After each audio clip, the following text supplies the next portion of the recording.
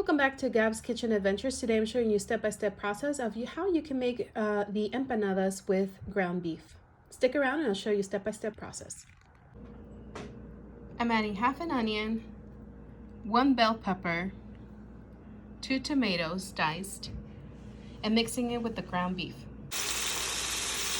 I've been mixing all the ingredients for about 7 minutes now, and the next step is optional. You can go ahead and add tomato sauce to give it more flavor to the empanadas.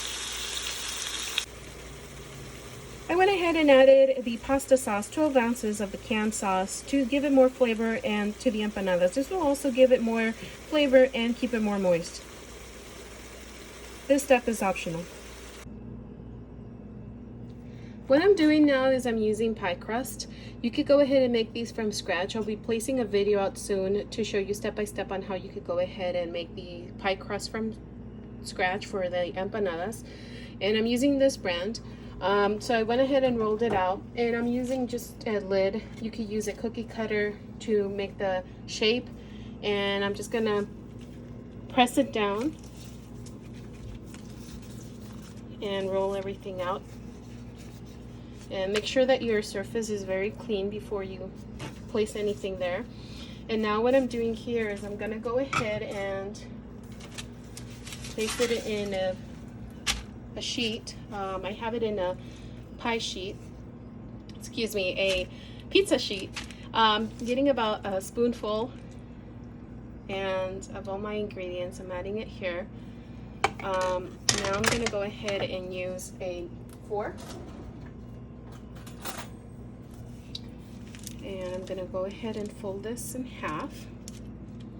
I'm gonna use the sides of the fork to close it off. If you don't have a fork nearby, what you could do is you could roll it like so, and that will close your empanada.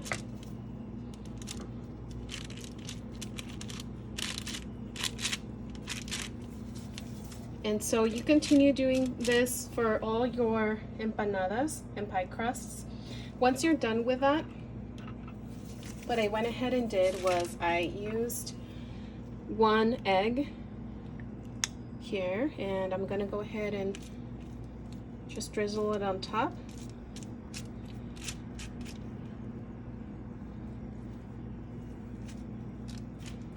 And so you'll continue doing this one by one for all your empanadas. When you're done, you're gonna go ahead and place all your empanadas inside the oven at 425 degrees until the dough is golden brown.